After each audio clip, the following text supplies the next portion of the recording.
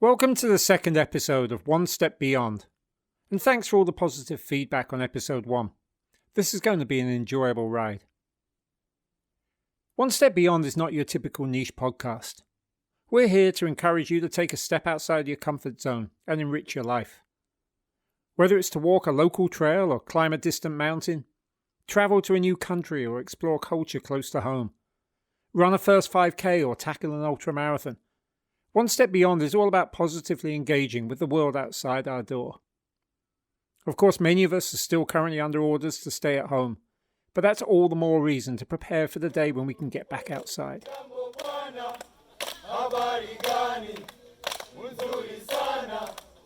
We start with a 4-part mini-series from Kingston to Kilimanjaro, based on my journey to Tanzania last August.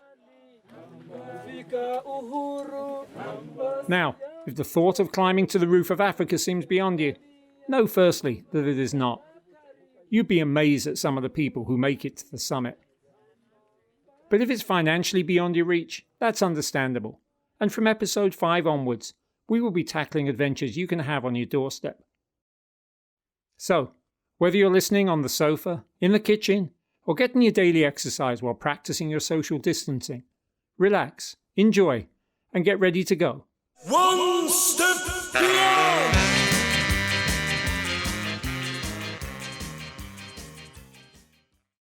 So this is our first sighting of Mwenzi, which is coming out of base camp at the Mandala huts. And here's our crew. We're actually all talking about teenage kids and dating. Because, you know, we got to talk about something other than just going up the mountain. There we go.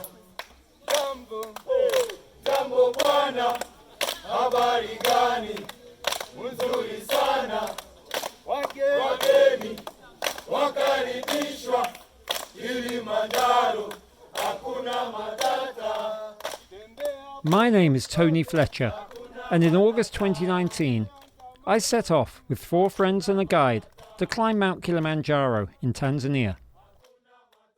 At 19,341 feet, that's 5,895 meters above sea level, Kilimanjaro is the highest point of Africa, and it's the tallest freestanding mountain in the world, meaning one that is not part of a wider mountain range. Perhaps because of this, because it's actually a volcano, it's also the highest mountain in the world that you can climb without need for professional gear. In other words, you're meant to be able to walk all the way to the top, and hopefully without need of additional oxygen either. Almost 50,000 people a year attempt the summit. Not all of them make it. The intense demands on the body in ever-thinning air cause many people to give up before they can reach the peak.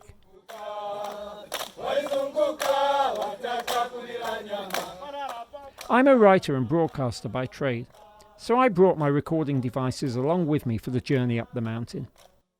Over the course of this series, it's my hope that you'll be able to experience a little bit of what it's like to go on an adventure like this, and that by the time we're all done, you'll be ready to embark on one of your own.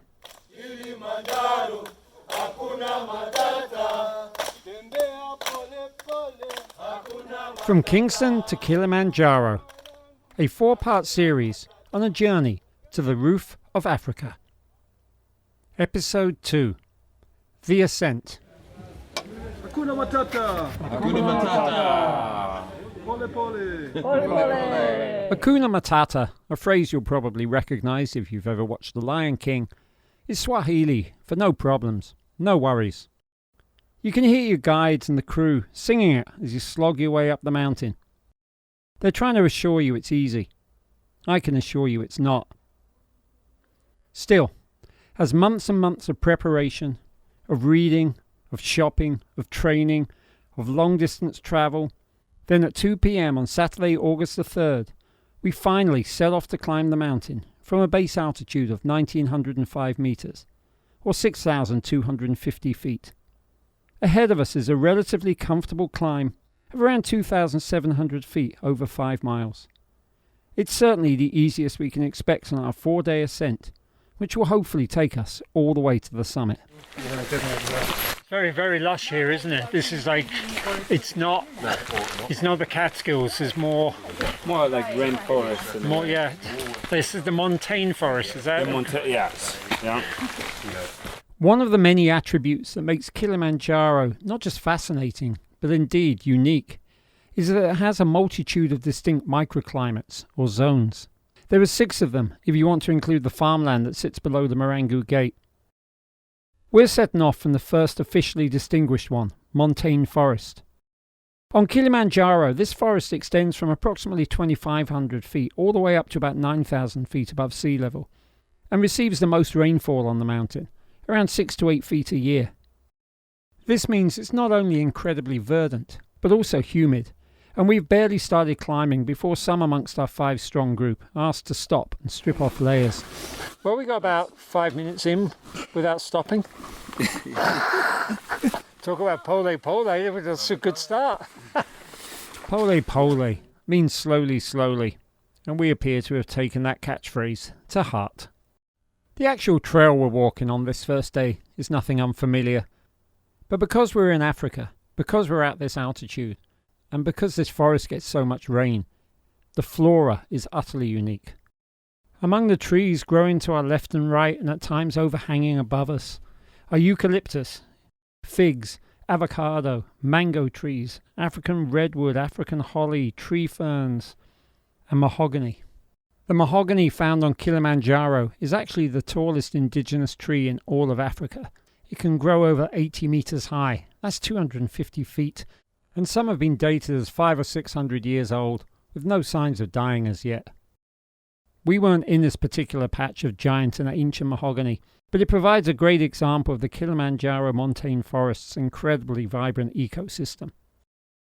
I used the opportunity of our first day of relatively comfortable hiking to talk more about our mountain adventure with Protus, who you may recall from the previous episode grew up on the mountain as a porter and guide before being sponsored by an American family for a university education in the United States. Protus now lives in the Catskills, and he takes groups over the Kilimanjaro and for Tanzanian safaris as frequently as he can through his company, the Roof of Africa Adventures. All told, how many people do we have in our crew? I will get the total number from. When we get to, I'll give you the total. So you're not even sure? I'm not even sure because I was just hearing there's some extra weight, so we have to get extra people. Oh, really? From there, yeah. So there was extra weight but not from our individual bags. Yeah, from just the food. Right. Mostly. Right. Yeah. The additional porters are needed because of regulations put into effect relatively recently that limit the amount of weight that each porter can carry to 20 kilograms, approximately 50 pounds. That's the maximum check-in weight for an international flight. In other words, it's still a lot to carry, all the way up the mountain, on your back. It's not until we get down the mountain a few days later and distribute tips that we're able to do a full count. There's 19 in all. If that sounds like a lot of manpower, and yes, they're all male, to take 5 of us up the mountain, well, I guess you're right. And there are those who object to paying wages for and tipping porters that they never see on the mountain itself. But apart from having 4 guides for the 5 of us, there's the cook and his assistant, and all that food and equipment, as well as our overnight bags with all our summit clothing, plus medical supplies and emergency oxygen, needs to be transported every day, except for summit day itself. And even then we need porters, just in case. We call them summit porters. Right. Because if somebody gets sick and, somebody needs to come down, we, usually just bring extra people just to be safe. I'm aware from setting up our trip with Protus that he usually takes his clients up the Machami route, which comes in from the southwest, requires camping, and is now apparently the most popular of them all. It's only when Protus observes the improvements in the Marangu Trail, the one that we're taking, that I learned just how long it's been since he's last stepped on it. So what was the last year you did Marangu? It was in, I'm telling you, it was in 1998. Right, so 21 years ago. Yeah. Wow. 21 years ago. Sorry, I had to remind you. Yeah. Back when you were 5. Yeah, that's right. This puts Protus in something of a unique position. He's arranged the trip. He's hired his usual crew, a superb group of people. And having made it to the Uhuru summit well over 100 times, he's well versed in getting people to the top. But it's so long since he's been on the Marangu route that to some extent he's operating as another client. Have you done every route? Yes, I have. Yeah, I have done all of them. All of them. Which, I know Machame is the one you like to take people up, but from a personal... I like the Mosho. The Mosho is like, it's more, I don't know, I guess it's, again, they're all similar, really, to be quite honest. Right. But the Mosho is my favorite. The Mosho. The Mosho and Machame is the second. Right. The third. Umbwe route is now my favorite. Oh, it's very, you start up like this. Oh, okay. All the way up. Right. hard. All the way up, yeah. Huh. That's not my favorite. Long guy where those French guys were Yeah. going. That's also nice. Yeah. You need a map of Kilimanjaro to really figure out what we're talking about here. But in short, there are routes that come in from the northwest, the southwest, the southeast, that's ours, Marangu, and the northeast, that's Rongai, the one that we just referred to. Rongai used to come in from Kenya, but the start point has been changed to ease those international crossing issues. The Umbwe route, the one that Protus says he doesn't like, comes in pretty much directly from the south. It's by far the steepest, but it's also the shortest, and if you're a mountain goat, and some people are, that's the way to go. It's the route that Simon Ntui took in 2006, for what is still the fastest unsupported run up and down Mount Kilimanjaro, 9 hours and 21 minutes. Simon runs his own travel company for Kilimanjaro climbs, and I guess there's a pun intended there, because if you want to take the mountain at pace, Simon is probably your man. The last route to mention is Mweka, which is used for descent only from when you come up the 3 western routes. Because Marangu is the only one of the routes in which you go up and down the same way, and because you stay in huts the whole way as well, there's a perception that it's easy. When we were at the waterfall yesterday, one of the guys there was saying, you're taking the Coca-Cola route. And we call it that because it's a soft drink, it's soft, it's easy. Yeah, but it's not. It's not, is it? It's really not. And it's got the highest rate of failure. Yeah. Probably because people think it's like, it's in people huts. Take it, exactly. People take it lightly. Okay. And they come and I'll tell you, Tony, there's a lot of people. Mountaineers, we're talking about, people go down like maybe the 7 summits and all that. Yeah. They come here and they're like, huge, they give a huge respect because it's not what they, what they read, what they, right. I mean, you're here now, you can. We're in it. We're going to do it.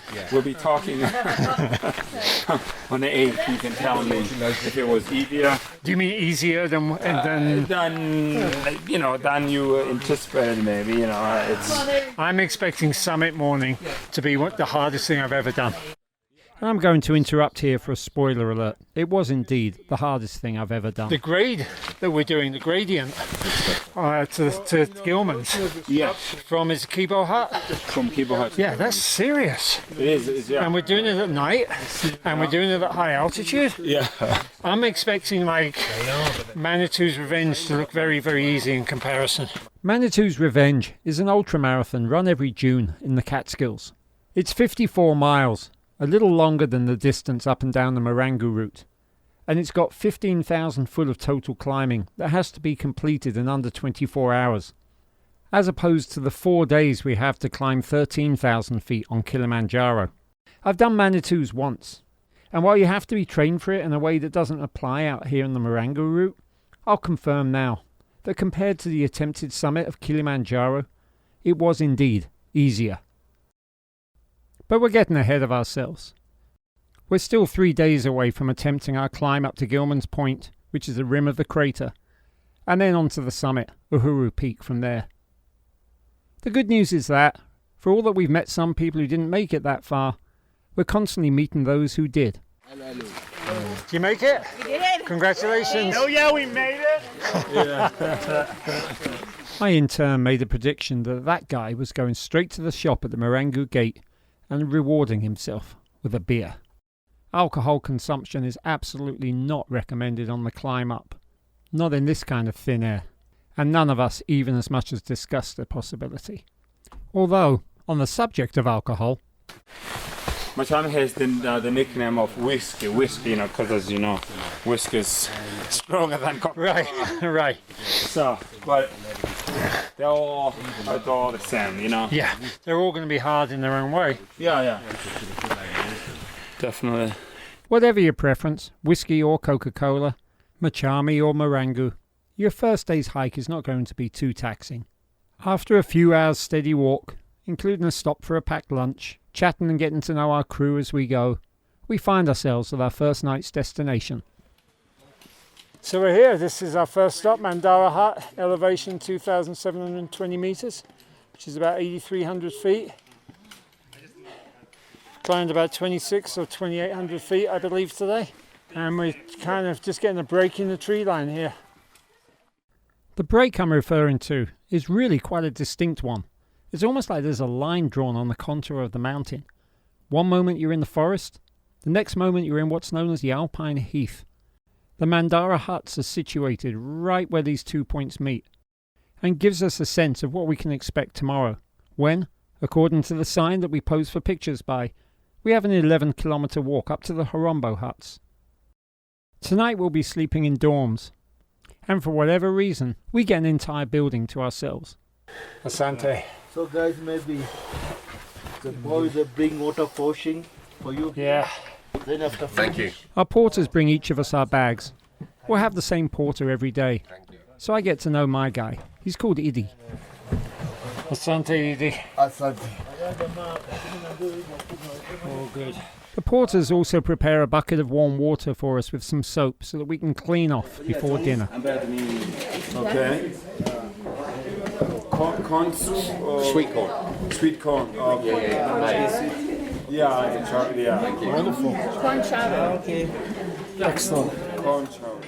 These meals will follow a pretty predictable pattern. There's going to be soup to start. I get a vegan one every evening, more than I need for myself, so I'm always happy to share it. And our main course is going to be vegetables with some meat or fish off to the side, usually accompanied by some form of starch, pasta or rice. And dessert is typically fresh fruit. I learned from my previous trip to Tanzania that the locals eat local, which means they eat healthily. Jambo, How are you doing? we're doing good, thank you. You want to sit down, move my back a little? No problem. Guys, this is Barnabas, one of the guys, Hello, Barnabas. and of course Lucas, Barnabas, Gwen, Tim, Marie, Steve, and Tony. Okay. Yeah. The problem. First day. You're welcome. Everything is good. Uh-huh. Sure, there are some language difficulties with our guides and porters. Although English is taught from high school onwards, for a lot of people in Tanzania, that's too late to grasp the language. I'll get to know Barnabas really well over the next few days, just as I will Prodis' uncle Simon, who turns out to be something of a legend on Kilimanjaro, his nephew Lucas, and Ngozi. They will be the 4 primary guides taking us all the way up the mountain. For our first night on Kilimanjaro, we get an entire dorm building to ourselves. Steve and Marie bed down in one room, and the rest of us in another. We should be in for a good night's sleep. So Gwen, how are you feeling this morning? Our first full morning on the trail? Well, my body feels great, but the not sleeping thing is really. You had a bad night? Yeah. Do you think it? So I didn't have a great night either. Do you know what to put that down to? I don't know. For me, it was that I got. We should all be seasoned campers here. And Gwen and I met at Burning Man, which is not exactly quiet during the nocturnal hours. But we're also just getting used to each other. Turns out we're dealing with that unpleasant marital noise demon. among other things that go bump in the And I night. realized I probably should put on my earplugs for people going through the door. So I went down and I got my earplugs, and then climbing back up into the bunk, I hit my head, totally whacked out my glasses, and had a massive headache. And so I was just lying there on my back with this headache, and it receded, and I put in the earplugs, and then I got to sleep. And then there was the snoring with the earplugs, and then everybody was coming But to in be and but to be out. fair, you must have felt like you were felt just like home. Being at home. Yeah, except for Marshall, I can kick and I can get him to roll over. It was probably a little optimistic for Gwen to think she could come to Tanzania and get away from snoring at night. Ah well, let's just say none of us got a lot of sleep going up and down the mountain. Peanut butter banana, thank you. Asante sana, just take this. Oh, yeah, peanut butter banana. Yeah. Sleeplessness is somewhat to be expected, and so is an upset stomach of some sort. It's not uncommon when you come to a different country, however healthy the food. At high altitude, though, the queasiness is more acute. I mean, I don't want to be too graphic, but getting the runs is really not unusual. That situation is not helped by the fact that your crew is constantly giving you food. I'm really trying not to overeat. I'm used to trekking with like Cliff Bars and things, and I'm not used to sitting down and having a big lunch halfway through a day's trek. Fortunately, we haven't been on the moorland for long before we get a welcome distraction from our sleeplessness and or queasy stomachs. So we already saw Mwenzi, but this is our first sighting of Kibo. That's the Kibo. Kibo. It's the name given to the standalone volcano with the ice and snow near its summit that most of us recognise from photographs as Kilimanjaro, the roof of Africa. It's magnificent to see it with the naked eye. And it's one of those optical illusions that Mwenzi looks higher from here, but it's not. Yeah, just 'cause it's closer. Not. Yeah, just It's physically closer. Once you hit the top, you'll be looking my way Yeah. below. But that's what we're going to. I hear you. Oh yeah. Yeah. It's impressive, all right. Yeah. And it still looks a long way away, Protus. Yes. We got That's not far at all. Gwen's not being facetious, and she's kind of right. The base of the volcano is probably just about 10 miles away. The summit, on the other hand, we can't yet see that. And that mountain, that volcano slope, it really does look steep. But hey, it's why we're here. Do you get like some feeling of homecoming every time you see that? Oh yes. Yeah. Is it like a nice feeling for you every time you It's see it? definitely, yeah. I mean, I really do enjoy. I do enjoy being here. I wish I could be here all the time. Yeah. I wish this could be my office. I'm with Protus. At this point, on our first truly full day on the mountain, with some gain to our name but no real pain as yet, there's no place I'd rather be. It's truly gorgeous out here. And the company's not bad either. That's Mount Meru over there. Mount Meru. Yes. Okay. Mount Meru. Thank you. I love hearing the London accent here. Yours has not been tainted by years of living in Australia or America. You're just like straight out of Hertfordshire. The real deal, right? Yes, I am indeed. I've decided as well. I'm going to say. Early on this, our second day, Tim and I recognised some English accents coming up from behind us. It's a group of 5 young women wearing matching sporting shirts. Hearing their voices, we pass comment. They tell us they all live in Doha, Qatar, and of course they've decided to come climb the mountain together. When we ask about their uniforms, one of them's quick to test our gullibility. We're the British Olympic netball team, she says. And before I can say, then why are you all living in Qatar? Tim falls for it and starts gushing his admiration. The 5 young women are all actually working in the medical profession out in Qatar, and all 5 of them have got a distinct look despite wearing the same sports shirt. So Tim and I label them the Spice Girls. They take it in very good spirits and adopt the name. They're on the same schedule as us up and down the mountain, and for Tim and myself especially, they become more than just our regular companions. They'll become our mates. That's one of the things I want to stress about doing a journey like this. You make new friends along the way, regardless of whether you've come with friends of your own. Maybe you'll never speak to them again, or maybe, as in our case, you swap social media information, and you keep tabs on each other once you return to your home countries. Leah, she's the one who fooled us in the first place, and you can hear mostly on this conversation. Elle, Emily, Katie, and a Scottish girl, Nicola, that we can hardly understand. And I'm half Scottish, by the way. They all provide a daily boost of youthful exuberance for Tim and myself. And in the good-natured way that I'd like to believe we have in our home country, we engage in some mutual ribbing as we go. What do you think of my new sporty look? Yeah, I like it actually. You've got the hero, you've got the pimp stick. Pink sticks. Yeah, you got the pimp I got stick. the cycling glasses and sleeves Exactly. and the Lawrence of Arabia hat. I'm all over the place. You're the gadget man. That's his nickname. Gadget man? Gadget man. I'll take that. Yeah. Gadget man. I wouldn't normally refer to myself as Gadget Man, but considering that I've got tape recorders in one hand and a GoPro on my head, that explains the poor audio in this clip, by the way. I guess the nickname's well earned. Over the course of this second day, we gain elevation of almost exactly 1,000 meters, which, if you know your conversion rates, you'll know to be just a little below 3,300 feet. This is across a distance of around 7 3/4 miles, so the elevation gain itself is not too steep. We set off, as stated, in the alpine heath, a heather zone, but as we climb, so the surroundings change with us. Man-sized trees give way to man-sized heather, which switches out to a grassy scrubland, pockled with occasional brightly coloured flowers like gladiola, orchids and red-hot pokers. There are birds hanging around too, especially at the lunchtime picnic tables, where there's one raven in particular that's especially keen to have our leftovers. As we climb higher though, a couple of plants come to dominate the landscape. The rather phallic lobelia and the even more imposing giant groundsels, which routinely reach a height of 4 meters. Both these distinctive plants appear to the untrained eye as a form of cacti, which would seem to make sense given that the land here is absent the rains that fall in such abundance in the forest below.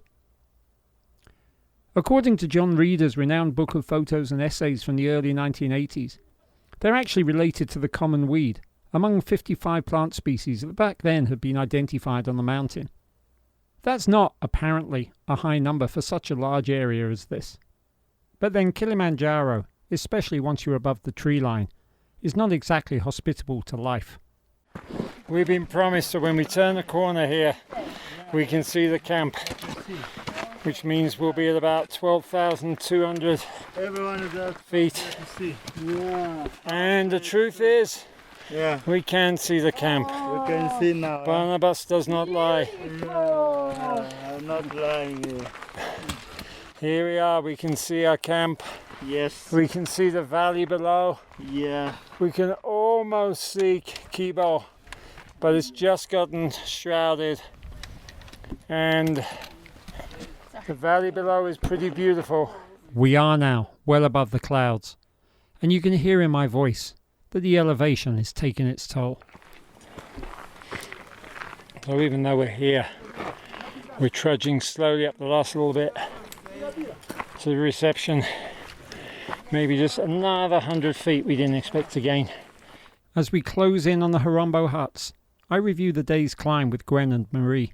Marie has never been higher than 5,000 feet or so before, but she seems totally unfazed by the gain in altitude. It wasn't as steep as yesterday, but we did a lot more elevation.